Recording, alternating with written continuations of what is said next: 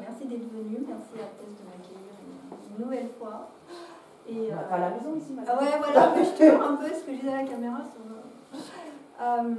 En fait, pour cette quatrième intervention, je voulais aborder le thème de la confiance en soi, parce que c'est un thème pour moi qui est universel, qui nous touche tous. Et pourtant, même les gens qui ont beaucoup d'aplomb, tôt ou tard, ils voient leur estime personnelle fluctuer. En fait. Et puis, nous faisons tous l'expérimentation du regard des autres, de l'image qu'on projette.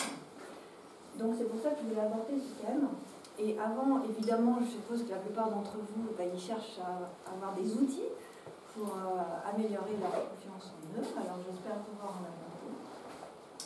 Mais dans un premier temps, je voulais essayer de comprendre comment se fait-il que ce soit si complexe d'avoir une estime de soi saine. Parce qu'il y a un grand nombre d'individus estiment qu'ils manquent de confiance en eux-mêmes et c'est un obstacle à leur réussite et c'est un facteur de non-réalisation de leurs objectifs. Alors pourquoi on n'y arrive pas tout compte fait alors que c'est si simple? Et quand on se tourne vers la psychanalyse, on s'aperçoit que en fait, la perception de nous-mêmes, elle est forcément déformée. Et elle est déformée par trois facteurs. Il y a d'abord nos émotions qui vont déformer notre confiance en nous. Vous avez certainement déjà ressenti, en fonction de comment vous vous sentez, votre bien-être, votre mal-être va impacter la confiance en vous. Par exemple, il y a des gens qui sont mélancoliques, dépressifs, forcément ils ne vont pas avoir une confiance de fou. D'ailleurs, le manque d'estime de soi dans la dépression, c'est une des caractéristiques, c'est-à-dire je suis nulle, j'arrive à rien, donc c'est vraiment une des caractéristiques de la dépression. Et à l'inverse, lorsque on se sent en bonne forme, enfin, de bonne humeur, on va être capable éventuellement de faire des coups de fil professionnels un peu audacieux, etc.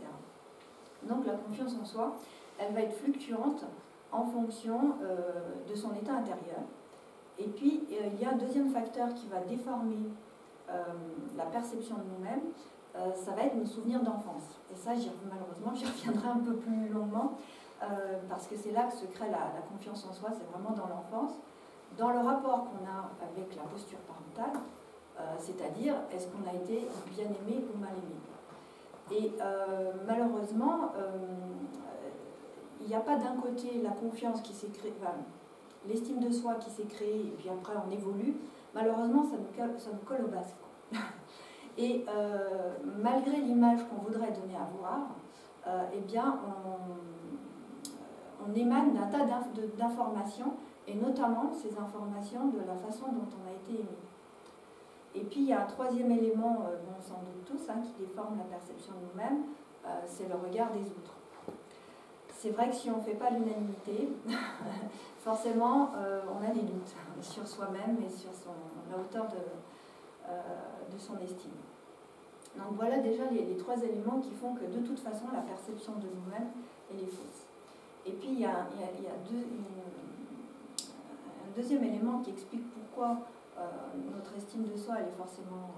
c'est compliqué d'avoir une estime de soi saine, c'est qu'il y a un décalage, comme on l'a déjà abordé, entre l'image qu'on voudrait donner et puis celle que réellement on donne. Et on se dit, mais c'est bien bizarre d'avoir cette espèce de décalage.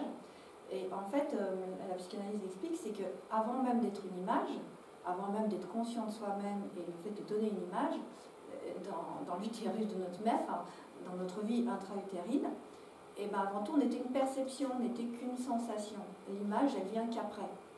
Donc forcément, il y a ce déphasage qui se fait entre ce qu'on est et l'image. Alors que ça devrait être la même chose. Mais malheureusement, l'image qu'on donne n'est pas tout à fait ce qu'on ressent. Et d'ailleurs, cette perception, comme on disait tout à l'heure, malgré nous, elle nous échappe. Il y a toujours une partie de nous-mêmes, cette partie de nous-mêmes qui nous échappe. Et elle nous échappe par des postures, par des mimiques, parce qu'on ne maîtrise pas 100% de tout ce qu'on fait. Donc bien évidemment, si on se tient comme ça, on va donner l'impression de quelqu'un qui a beaucoup de confiance, évidemment que j'étais comme ça. Forcément, l'image que je donne, c'est de quelqu'un qui a certainement des craintes craintes, des peurs, etc. Et malgré nous, à moins d'être un pro de la communication, il y en a, mais on va donner toutes ces informations-là à nos interlocuteurs. Alors heureusement, l'estime de soi, elle se façonne jour après jour, et on doit pouvoir l'améliorer. Ce qu'il faudrait faire, en fait, c'est faire une remise à zéro du compteur de temps en temps, avoir suffisamment de recul et dire, bon, est-ce que là, en fonction de l'image que je crois donner, est-ce que c'est OK avec la personnalité que j'ai? Est-ce que je ne suis pas en train de traîner des casseroles de mon enfance? Est-ce que je ne suis pas en train de... Voilà. Malheureusement, ce temps-là, on ne le prend jamais et on ne le fait pas, quoi. Puis il y a un troisième élément qui est très important aussi, qui fait que ce n'est pas facile d'avoir une estime de soi saine, c'est l'aspect subjectif. On est une subjectivité et puis autrui aussi. Mais l'imaginaire a son importance. Et je vais donner un exemple concret. Il y a des gens qui sont moyennement beaux, hein, mais qui se croient complètement sublimes. Et du fait, leur entourage va les trouver complètement sublimes. C'est-à-dire qu'il y a une projection mentale de ce qu'ils sont qui est tellement forte, il y a un effet miroir derrière qui leur retranscrit ce qu'ils pensent. Et de toute façon, ça fait un engrenage. Comme dans le visuel des autres, dans les yeux des autres, on est sublime, oui, donc ça réalimente leur propre croyance. Et à l'inverse, il y a des gens qui sont magnifiques, avec des traits harmonieux, etc., mais qui sont très peu convaincus de leur beauté. Ceux-là, ils vont attirer moins, bizarrement. Voilà. Donc ça, c'est un exemple de l'imaginaire lié et de la subjectivité liée à l'image, à la notion d'image. Alors voilà, on va revenir sur la création de l'estime de soi dans l'enfance. Moi, je pense que l'enfant, quand il naît, quand il est tout petit, il n'a pas de problème d'estime de soi, en fait. Pour lui, il a forcément de la valeur parce qu'il existe. Le problème de sa valeur se pose ensuite, c'est lorsque il y a réprimandation. C'est lorsqu'il y a désapprobation par rapport à la posture parentale au niveau de ses actions. Et d'ailleurs, c'est là qu'il va se poser le problème. Il va y avoir comme une sorte de confusion entre les actions et ce qu'il est. D'ailleurs, il va y avoir un amalgame. Par exemple, si tout ce qu'il fait est réprimandé, il va se dire tout ce que je fais c'est nul, donc je suis nul. Donc il y a un premier amalgame qui peut persister comme ça jusqu'à la vie adulte, c'est de faire une relation directe entre nos actions et ce qu'on est. Et voilà, on peut se louper, on peut avoir des échecs, c'est pas pour ça qu'on perd l'importance et qu'on perd la valeur. Et c'est un des premiers problèmes, c'est que les gens, ils associent la hauteur de ce qu'ils sont à ce qu'ils font. Et ça vient vraiment dans l'enfance. Donc, si jamais l'enfant il a été élevé dans la bienveillance, dans l'accompagnement, dans l'amour, eh bien, il va pouvoir surmonter le complexe d'infériorité originelle. Ah, c'est dur. C'est dur dimanche matin. Parce que forcément, du fait de sa petitesse, il a forcément un complexe d'infériorité. Il y a un problème de hiérarchie par rapport à l'adulte.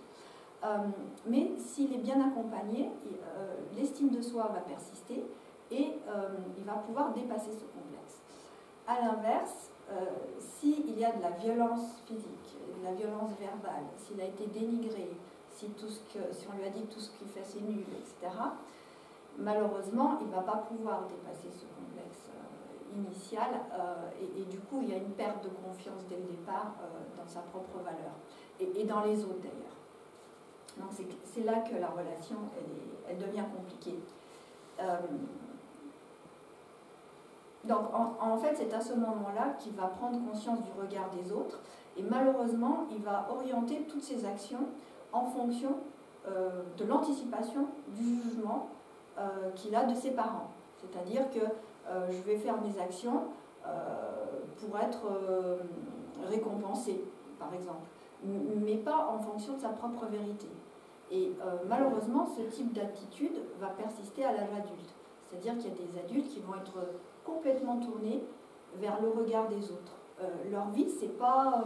je pense qu'eux-mêmes ne savent pas ce qu'ils veulent, mais par contre, ils vont se positionner au fil de leur parcours en fonction du regard des autres et comment ils vont prendre la place de ce que leur entourage demande en fait. Alors, voilà, dans leurs agissements, ils ne vont pas regarder leur propre vérité, mais celle des autres. Donc, alors, la posture parentale, ce que je veux dire par là, on n'est pas là pour jeter la pierre. Voilà, mes parents, j'ai pas de chance, ils m'ont pas aimé, j'avais un père violent, etc. Ils ont peut-être leurs propres raisons, on n'est pas là pour les excuser ni pour jeter la pierre, c'est vraiment pour montrer l'impact sur l'estime de soi, sur la formation d'estime de soi à l'âge, dans la petite enfance. Et il y a des attitudes parentales qui pourtant pourraient être... en fait, ils veulent bien faire. Je pense par exemple à la surprotection. On peut penser que, puisqu'on parlait de bienveillance, d'accompagnement, oui, mais quand c'est trop, l'excès, ça ne va jamais de toute façon. Donc, quand il y a eu trop de surprotection vis-à-vis de l'enfant, eh bien, ce n'est pas un facteur d'autonomie et de grande confiance en soi-même. En fait, c'est ce qu'on appelle le syndrome des mères poules. Alors, ça peut être des pères poules aussi, mais en fait, c'est relativement... ça peut aller jusqu'à l'inhibition de l'enfant. On ne se rend pas compte. Pourquoi? Parce qu'on donne l'image... D'abord, on projette ses propres peurs sur l'enfant et on donne l'image d'un monde dangereux. On lui fait croire, on va dire parallèlement à nos croyances, bien sûr, mais on lui fait croire qu'il est en train d'évoluer dans un monde qui est très dangereux. Et donc, le parent, pour se rassurer lui-même, va mettre en place toute une série de protocoles, de cadres et de contrôles. Alors, en fait, il le fait pour lui, soi-disant pour le bien-être de l'enfant. Mais en fait, ça va être très piégeant pour l'enfant, parce que en plus de la tension, c'est-à-dire qu'il ressent des peurs de l'adulte, qu'il ressent la tension psycho-affective qu'il a, il va falloir en plus qu'il fasse une espèce d'autocontrôle lui-même pour faire plaisir à son parent dans tout son quotidien. Donc grosso modo, ce qui va se passer, c'est qu'à partir du moment où il va grandir, il va vouloir prendre de l'autonomie, il va falloir tôt ou tard qui sortent du cadre qui a été imposé par l'enfant. Je ne sais pas, par exemple, il ne faut pas rentrer après 21h. Bon, et ben, à un moment donné, il grandit, il a envie de rentrer à 22h. Donc tôt ou tard, il va finir par le faire. Et en fait, là où c'est vicieux, c'est que l'adulte va sentir ça comme une agression, puisque de toute façon, les règles qu'il a mises en place, elles ne sont pas respectées. C'est un petit peu une agression personnelle. Donc, de ce fait, il y a une espèce de culpabilité de l'enfant à chaque fois qu'il va vouloir prendre de l'autonomie et renverser en fait le cadre qui a été mis en place par l'adulte, soi-disant pour le bien-être de l'enfant. Donc, va découler deux types de personnalités d'individus. Donc, il va y avoir les gens passifs et obéissants. Donc, eux, ils restent bien dans les cadres, il n'y a pas de souci, puisque en fait, par loyauté familiale, par loyauté par rapport à leurs parents, et bien justement, ils sont toujours restés dans les cadres, ils sont toujours rentrés à 21h, etc. Et puis, il y a les adultes borderline, alors qu'on avait fait l'intervention sur l'enfant intérieur, on en avait parlé. C'est des typologies de personnes qui sont toujours en train de frôler avec les limites. Et pourquoi ils font ça? En fait, c'est une recherche inconsciente de la sanction. Et pourquoi ils recherchent la sanction? C'est pour soulager cette pression intérieure qu'ils ont, cette culpabilité intérieure qu'ils ont de ne pas répondre à la demande de leur entourage. Donc c'est vrai que, bon, on connaît certainement tous, peut-être que ça fait partie de notre typologie. Donc il va y avoir deux types de personnalités. Alors quoi qu'il en soit, la surprotection, la violence physique et verbale, de toute façon, ce ne sont pas des facteurs qui vont aller dans le sens de l'émancipation de l'enfant et d'une haute estime de lui-même et dans les autres. Alors évidemment, dans un environnement qui est fait de réprimandation constante, le tout petit va se poser la question de sa légitimité, de son existence. C'est-à-dire que bon, si tout ce qu'il fait, il est nul et nul, si lui-même il se sent nul, à un moment donné, il se dit, mais est-ce que vraiment j'ai été désiré? Je suis là pourquoi? Donc c'est vrai que c'est important de montrer à l'enfant que son arrivée a été source de joie. C'est important de lui montrer qu'il n'est pas là par hasard. Parce que si on ne le fait pas, en fait, et s'il est tout le temps, ici on est dans le reproche vis-à-vis de lui constant, et bien en fait lui il va être dans une quête éperdue de faire plaisir, de vouloir faire plaisir à ses parents, en disant, l'air de dire, bah tu vois, en fait je te fais plaisir, donc je fais quand même bien d'exister, hein, heureusement quand même que j'existe, malgré tous les reproches que tu me fais quand même. Voilà ce qu'il veut dire, voilà le message qu'il voudrait dire. Alors, encore une fois, c'est pas facile, parce que pour les parents, et bien pendant la grossesse, on se fait une image de l'enfant qu'on attend, et c'est un peu une image de l'enfant idéal. Et il faut faire la castration imaginaire, c'est ce qu'appelle Françoise Dolto la castration imaginaire, c'est-à-dire qu'il faut faire le deuil de l'enfant idéal à l'arrivée de l'enfant réel.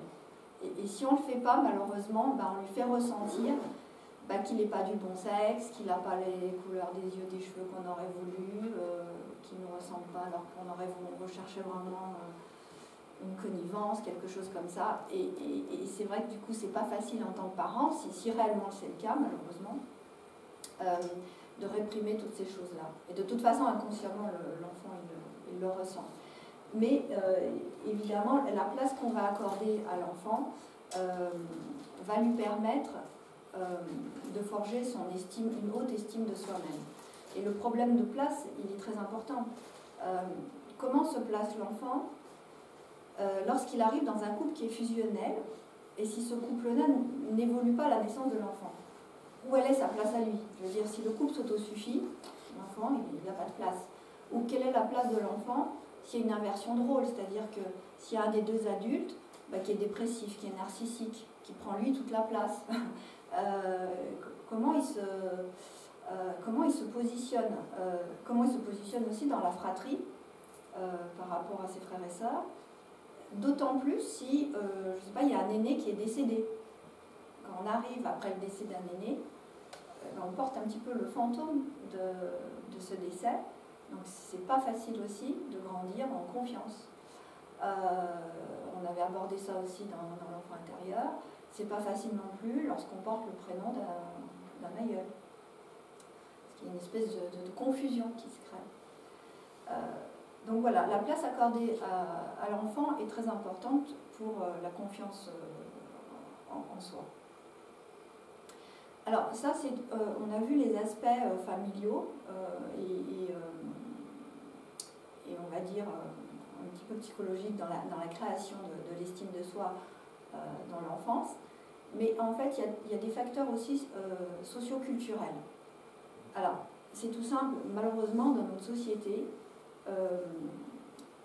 l'amour est mal interprété. C'est-à-dire qu'on voit d'un bon œil l'amour qu'on porte aux autres, mais pas forcément d'un bon œil l'amour qu'on porte à soi. Ça va être pris pour de l'égoïsme ou du narcissisme. Donc c'est un petit peu à l'envers. En général, c'est bien vu quand on est sacrificiel, c'est-à-dire que l'amour qu'on va porter aux autres, s'il est à la hauteur de l'amour dont on se prive, c'est bien. C'est quand même... En général, c'est bien vu, et c'est malheureux en fait, hein, parce que du coup, on va vers vraiment un dénigrement de soi-même. Et en plus, il y a une ambiguïté, parce que dans une société de consommation, de concurrence, se mettre en avant, ça pourrait être bien vu. Ah non, non, non, parce que c'est un manque d'humilité si tu te mettrais en avant. Donc c'est quand même compliqué. On a un problème de place dans la famille, mais on a un problème de place dans la société aussi. Comment on se positionne si on ne peut pas s'aimer soi-même, si dès qu'on met en avant ses qualités, ça veut dire vraiment tu manques d'humilité, tu as un complexe de supériorité. Bon. Donc évidemment, tout ça, ça impacte la personne. Alors, en fait, le problème vient aussi du fait qu'il y a une dépréciation générale de l'individu, en fait. Et ça, c'est dès l'enfance. On ne va pas nous dire, mettre en avant toutes nos qualités. Je veux dire, quand on se rend compte, il n'y a personne qui va nous dire « Ah, t'es une personne trop magnifique, tout ce que tu fais, c'est formidable. » Personne ne nous dit ça en fait. Hein. Au contraire, il y a quelqu'un qui voudrait aller.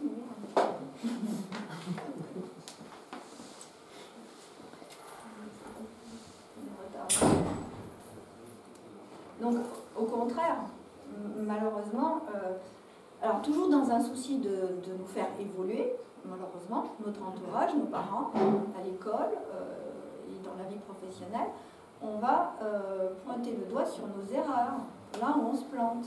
On peut faire des choses formidables, mais par contre, on va bien nous mettre sous le nez, là on s'est trompé. Donc on va plutôt donc vers une dépréciation générale, et puis on nous renvoie, du coup on nous renvoie à nous-mêmes une image de quelqu'un de tout à fait moyen, hein, qui en général n'y arrive pas. Alors politiquement, de toute façon, c'est super intéressant de nous renvoyer l'image de quelqu'un de tout à fait moyen. Parce que si jamais on était trop formidable, qu'on avait des trop bonnes idées, ben on aurait aussi la trop bonne idée de remettre en cause l'ordre établi. Donc de toute façon, bon, c'est d'actualité en plus, donc de toute façon, ça ne peut pas aller dans le sens de la valorisation de la personne. Politiquement, c'est pas intéressant. Hein, il vaut mieux que les gens se conforment les uns avec les autres, limite qu'il y a un autocontrôle. Et d'ailleurs, il y a un autocontrôle, c'est le surmoi de Freud, hein, c'est-à-dire qu'on porte en nous quand même toutes les injonctions parentales et culturelles. Donc, et en plus, ce qui est compliqué dans notre société aussi, c'est qu'il y a certaines phases de la vie qui sont complètement taboues, qui ne sont pas du tout valorisées. Ça va être la vieillesse, la ménopause pour les femmes, l'adolescence. Il y a des phases comme ça qui ne sont pas du tout mises en valeur, alors qu'elles le sont dans certaines sociétés non tribales, où il y a des passages de rites, etc. Et non pas du tout. Et puis il y a certains statuts, un certain statut social comme le chômage, ou les femmes au foyer, de toute façon, ou le travail manuel par exemple. Tous ces facteurs-là sont plutôt dévalorisés. Donc si on fait partie de ces gens-là, malheureusement, dans notre société, on est plutôt mal vu entre guillemets. Donc on nous renvoie l'image de quelqu'un qui n'est pas bien abouti, quoi. Franchement, tu aurais pu le faire, tu aurais pu faire un travail d'intérim, etc. Tu aurais pu trouver un travail, qu'est-ce que c'est de rester à la maison avec des enfants. Bon, donc il y a quand même un conflit intérieur entre ce qu'on voudrait nous être et puis la place à laquelle on nous maintient, malgré nous. Et puis, il y a autre chose que je voudrais aborder, eh bien c'est les complexes. Il y a quand même 67% des Français qui se sentent complexés. Alors qu'est-ce que c'est qu'un complexe? À la base, on n'est pas dans un handicap lourd, hein. On n'est pas dans des choses qui nous empêchent de vivre, etc. Et pourtant, apparemment, c'est un frein. Le complexe est vraiment vu, on va dire à la base, c'est juste une petite variation, une longueur de nez, de jambes, c'est juste une petite variation personnelle, mais qui, elle est interprétée comme un vrai frein d'émancipation et de réalisation. Alors, c'est bien bizarre tout ça. C'est vraiment comme une tare à gommer, quoi. Et quand on regarde, pour une même particularité, eh bien chez le voisin, ce ne sera pas du tout un handicap, ce ne sera pas du tout un complexe, et puis chez nous, oui. Alors là, je vous invite à un petit peu faire un petit décodage familial quand même. Pourquoi ce complexe-là, il vous gêne? Pourquoi il vous empêche de vous réaliser? Voir comment ça s'inscrit dans votre parcours familial en fait, hein, parce qu'en général on va trouver quelque chose. Donc si on est continuellement rabaissé, pour toutes les raisons qu'on a vues, il va y avoir des individus qui vont vouloir compenser ce sentiment d'infériorité, eh bien par de la domination, par du rapport de force et de la mégalomanie. Et c'est pour ça qu'on va voir émerger, et de plus en plus, des rapports de pouvoir. Ces gens-là, c'est pas qu'ils ont une trop grande confiance en eux-mêmes, en général pas du tout. C'est que ces gens-là, ils veulent absolument avoir raison, et ils aiment bien le rapport de force, parce que c'est une énième démonstration de leur supériorité, enfin, qu'ils croient avoir. Et c'est une énième façon de se réconforter que quand même, quelque part, ils valent quelque chose. Alors évidemment, je pense qu'ils s'y prennent très mal, mais dans notre société, évidemment, on en voit de plus en plus. Et d'ailleurs, c'est ce qu'on appelle le complexe d'Aristote. Éventuellement, vous connaissez des gens qui aiment bien accaparer l'attention, la parole, que ce soit, alors en général en public, tout seul chez eux, ça n'a pas aucun intérêt. Hein. Il faut qu'il y ait un regard, et c'est vraiment une recherche éperdue de reconnaissance à travers le regard des autres. Et ils veulent bien montrer par A plus B qu'ils ont raison, et intellectuellement qu'ils sont supérieurs. Et ça, de toute façon, c'est pas du tout qu'ils sont supérieurs. Moi, parfois, ça m'appelle complètement, parce qu'en plus, ils mettent en avant des arguments de tiens, bon sang, j'aurais bien aimé argumenter comme ça. Bon, il faut se calmer. C'est vraiment un complexe d'infériorité qu'ils ont. Et ils recherchent dans ce rapport de force une valorisation d'eux-mêmes. C'est un peu dommage, en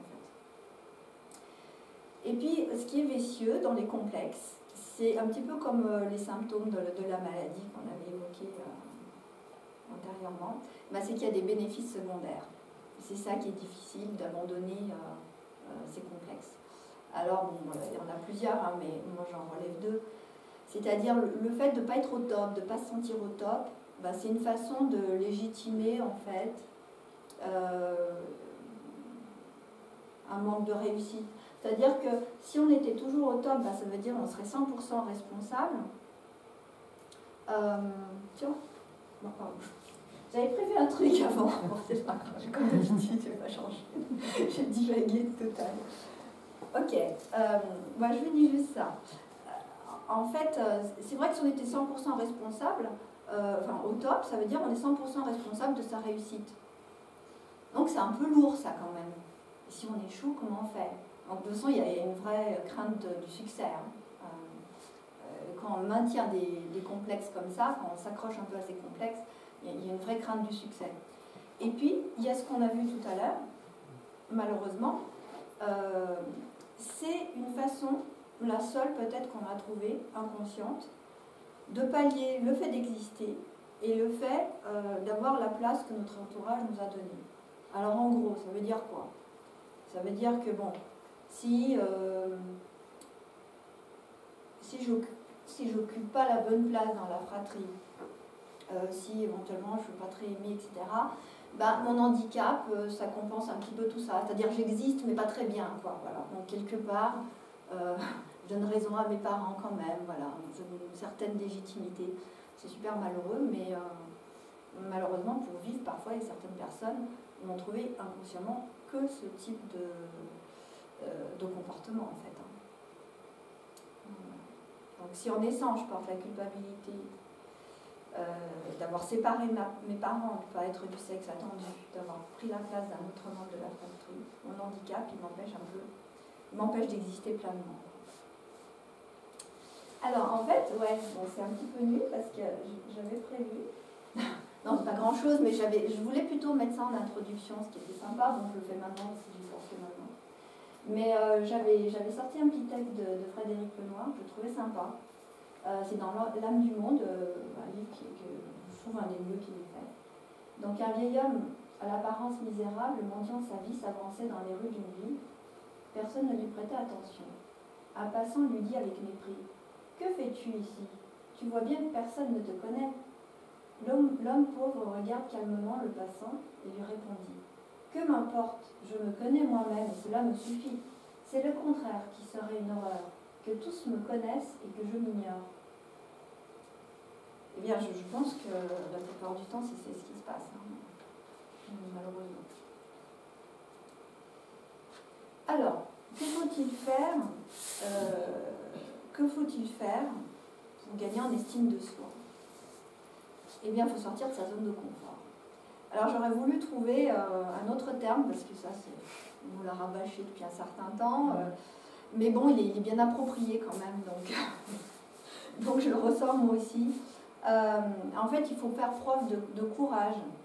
Il faut surmonter l'adversité pour se montrer à soi-même ses capacités. C'est-à-dire, tant qu'on n'est pas confronté à l'adversité, Tant qu'on n'est pas confronté aux épreuves, on ne va pas savoir de quoi on est capable.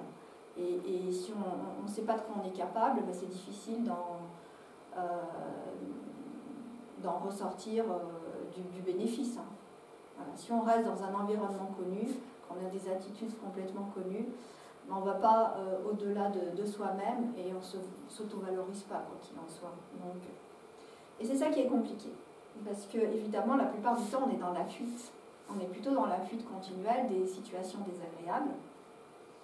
On ne va pas se faire des challenges, dire bon tiens aujourd'hui je vais faire ça, c'est un peu compliqué, mais allez j'y vais. Ben non, on reste un petit peu, on dort un peu sur ses lauriers, on reste dans son petit confort personnel et surtout dans la fuite continuelle des situations qui pourraient être douloureuses, qui pourraient nous mettre en souffrance de toutes les émotions négatives, etc. En fait, c'est ce que je disais tout à l'heure, c'est des techniques d'évitement. C'est un petit peu comme l'histoire des complexes, c'est un peu un bénéfice secondaire de rester dans sa zone de confort.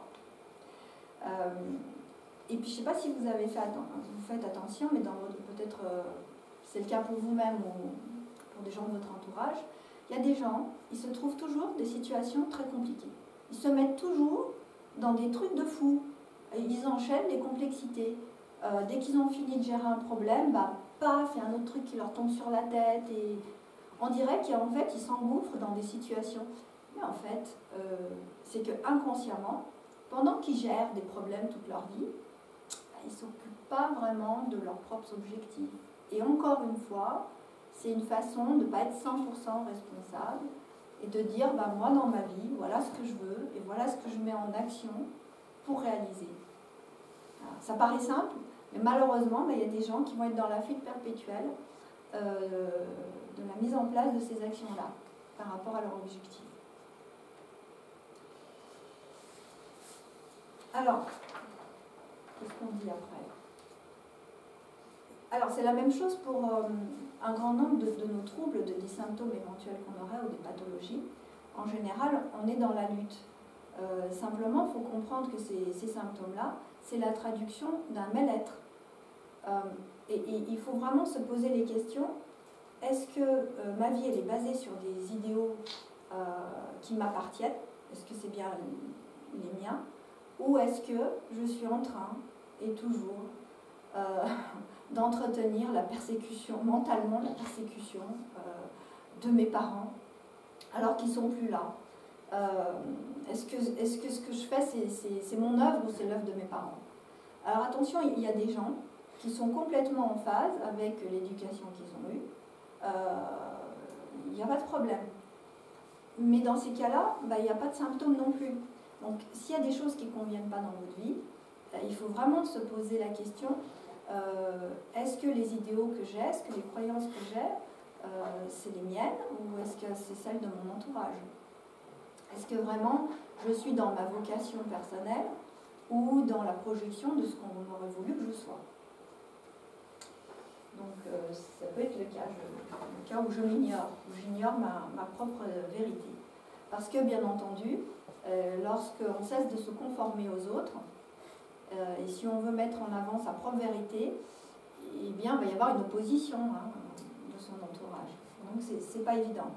Alors comment donc, on a vu, il faudrait sortir de sa zone de confort, essayer de se poser les questions s'il y a un mal-être, est-ce qu'on est vraiment à sa bonne place.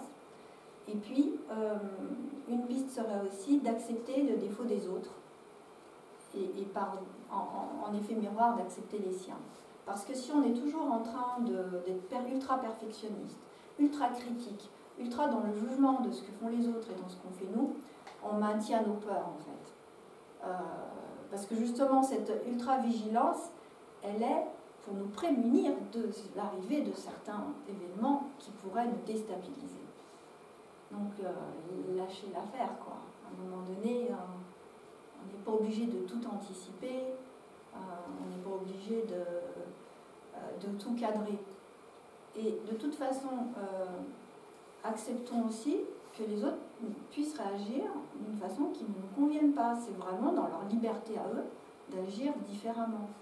Mais par contre, c'est aussi dans notre liberté à nous d'accepter leur réaction. et de dire si ça ne nous convient pas.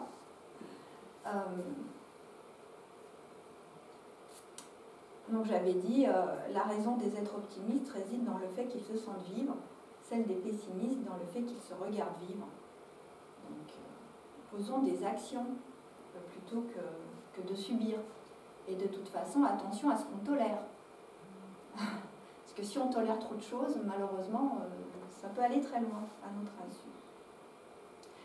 Alors, ce que je voulais faire après, je voulais qu'on ait des petits outils. Alors, il y a ce qu'on appelle l'échelle de Rosenberg, et c'est un petit test, alors je ne sais pas si vous voulez le faire, j'ai pris des petits papiers, c'est super vite fait, je ne sais pas si vous avez des crayons, mais c'est toujours mieux quand on note, c'est pour évaluer la confiance en soi. J'ai un crayon, c'est le papier qui va avec.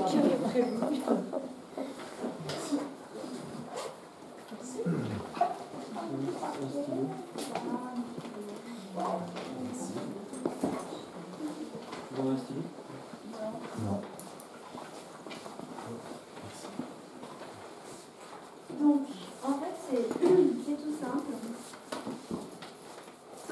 Il y a 10 affirmations. Il y a des affirmations qui sont négatives, d'autres qui sont positives. Et à chaque affirmation, en fait, on va donner un chiffre par rapport à soi-même, attention, pas à ce que le voisin voudrait que vous...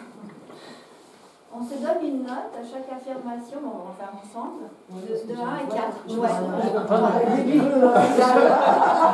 On voit rien du tout là. J'arrive pas à les C'est parce qu'on peut zoomer. C'est en haut, regardez. Oh mon Dieu. Ouais, tu peux y aller. Vas-y. Oui, ça va. Non, mais là, on nous en manque. Bon, ça va, c'est pas mieux ça. Des comme ça avec la lettre, ça fait pas. C'est une image. Alors peut-être qu'on peut la.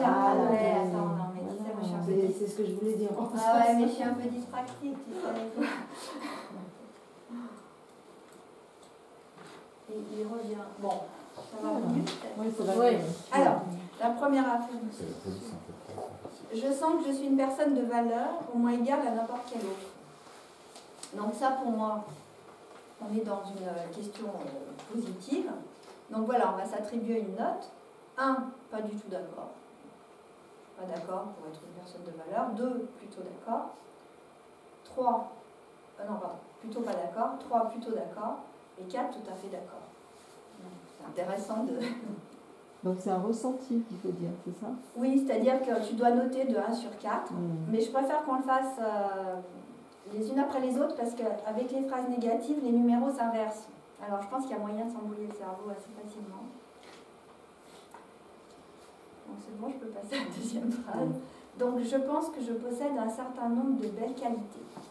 Donc pareil, c'est positif, donc je ne suis pas d'accord en 1, plutôt pas d'accord en 2, plutôt d'accord en 3 et tout à fait d'accord en 4. Bon après, en général, j'ai tendance à penser que je suis un raté. Donc là, on est dans la plutôt négatif, et alors on obtient 4 points quand on n'est pas du tout d'accord.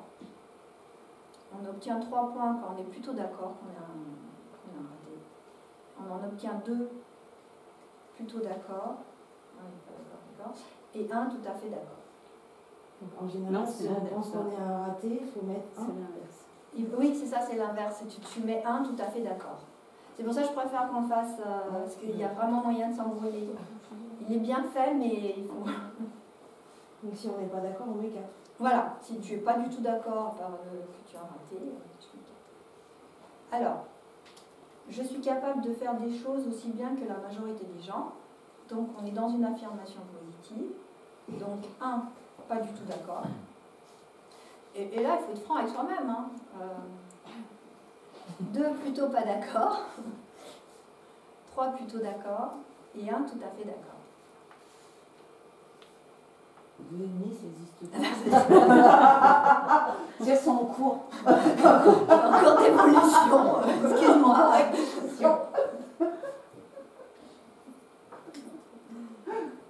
Alors 5, je sens peu de raisons d'être fière de moi. Ouais. Donc 4, pas du tout d'accord. Plutôt d'accord. En 3. Plutôt pas d'accord, mais à chaque fois je les inverse. Je suis désolée, si vous avez faux, c'est ma faute. 2, plutôt d'accord, je voulais accompagner, je suis en train d'embrouiller tout le monde. Et 1, tout à fait d'accord.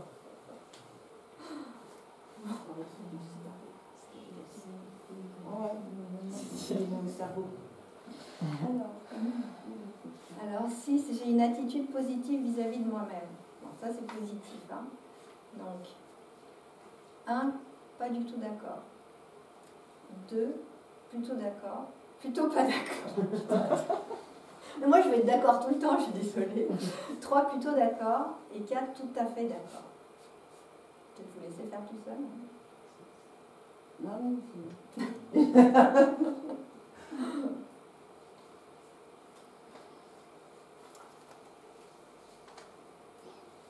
Donc dans l'ensemble, je suis satisfait de moi. Donc c'est positif. Eh bien, 1, pas du tout d'accord.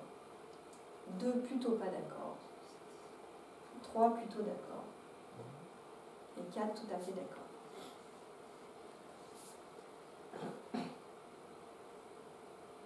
Alors, le 8. J'aimerais avoir plus de respect pour moi-même. Donc, on est dans le positif. 1, pas du tout d'accord. On ne va pas avoir plus de respect pour moi-même. 2, plutôt pas d'accord. 3, plutôt d'accord. 4, tout à fait d'accord.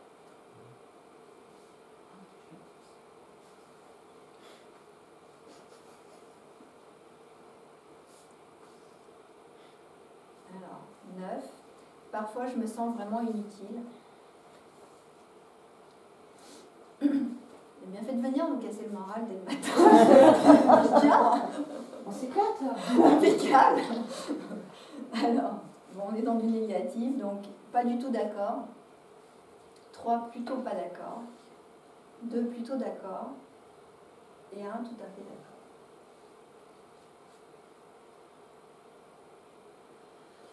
Et enfin, on finit sur une bonne note.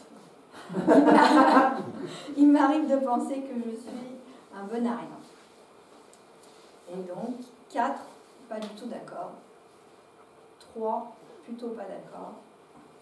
2, plutôt d'accord. Et 1, tout à fait d'accord. Donc, on a 10 réponses, parce que je les ai toutes faites. Ouais, c'est ça. Oui. Et donc, maintenant, il faut faire le calcul des scores. Et voir combien on a, et en fonction du chiffre, hein, et bien ça nous donne à peu près, ouais, ça nous donne la hauteur de son estime de soi. Alors, ça donne du boulot, qu'est-ce qu'il en est où?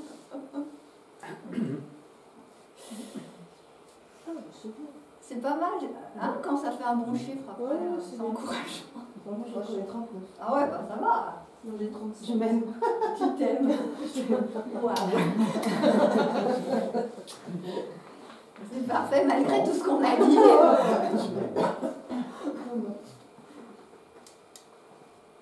Tu m'aurais fait faire ça il y a quelques années, par contre. Eh ben oui. Non, mais après, comment il n'y a pas de mauvaise réponse, c'est-à-dire, par contre, c'est objectif, ça permet vraiment de savoir où on en est, parce que parfois on croit que ça va, et puis en fait, quand on a des questions concrètes comme ça, on se rend compte que, oui, bah, quelque part, je me manque peut-être des qualités, je suis peut-être pas aussi de belles qualités que mon voisin, je sais pas. Donc c'est vrai que quand on pose les questions, on n'est pas là pour faire l'autruche, on est là pour se dire, moi je vais bosser. Et la suite, c'est on va prendre quelques outils pour bosser sur l'estime de soi. Alors bon, il y en a d'autres, mais j'ai relevé quelques petits outils. Et puis à la fin, on verra les pierres très vite. Alors, il y a un truc qui est primordial, c'est pour faire grandir la confiance en soi. Moi, je pense qu'il faut s'accorder du temps. Parce que ça veut dire que si on ne s'accorde pas du temps, c'est que les autres, eh ben, ils passent avant nous. Alors, je ne dis pas qu'il faut être narcissique et égoïste, bien sûr. C'est ce que j'ai me posé comme question. Voilà. On va arrêter de culpabiliser, mais ça, c'est des injonctions qu'on nous a dit quand on était dans l'enfance. Mais à un moment donné, c'est important soit de se faire des petits rituels, de prendre rendez-vous avec soi-même. Et bien sûr, si les événements font que on n'a pas le temps de faire notre petit protocole, notre petit rendez-vous avec soi-même, on peut le repousser, mais ne dérogez pas. Il ne faut pas s'oublier. On se prend du temps pour soi. Et qu'est-ce qu'on fait quand on se prend du temps pour soi? C'est pas facile, il ne faut pas être dans la fuite. C'est rechercher avec quoi on est en réaction. C'est-à-dire que qu'est-ce qui nous met hors de nous, quelles circonstances, quels événements nous font réagir. Qu'est-ce qui vous met en colère, qu'est-ce qui vous fait pleurer, qu'est-ce qui vous donne de la tristesse. Et ça, c'est le point de départ pour comprendre là où il faut bosser. Parce que si on est en colère et on est en tristesse, ça veut dire qu'on est en réaction. Ça veut dire peut-être que nos besoins, ils ont été bafoués. Alors c'est certainement en résonance avec des blessures de l'enfance, bien sûr, mais ça permet quand même d'attraper la pelote de laine, le fil, et de tirer. Et c'est une bonne méthode que de faire la chasse à son comportement au moment où on pète un câble. Et pourtant, même quand on travaille sur soi-même, il n'y a rien à faire. Il y a certaines situations qui nous mettent hors de nous. Et qu'est-ce qui se passe dans ces situations-là? Est-ce que c'est parce qu'on n'est pas respecté, par exemple, souvent? Hein? Donc, voilà, qu'est-ce qu'on peut se poser comme question? Quelle est l'émotion que je réprime? Est-ce que c'est de la tristesse? Est-ce que c'est de l'envie? Est-ce que c'est du désir? Est-ce qu'on m'a rabâché quand j'étais petit que c'est pas bien d'être envieux, il faut être content de ce qu'on a? Oui. N'empêche que bon, j'ai le droit quand même, moi, je ne veux pas m'inhiber totalement, j'ai le droit de ressentir, même si c'est pas cool, j'ai le droit de ressentir certaines émotions, je suis désolée. Donc, mettons-les à plat, qu'est-ce que je réprime? Et si je me moquais de ce que disent les autres, si je me moquais du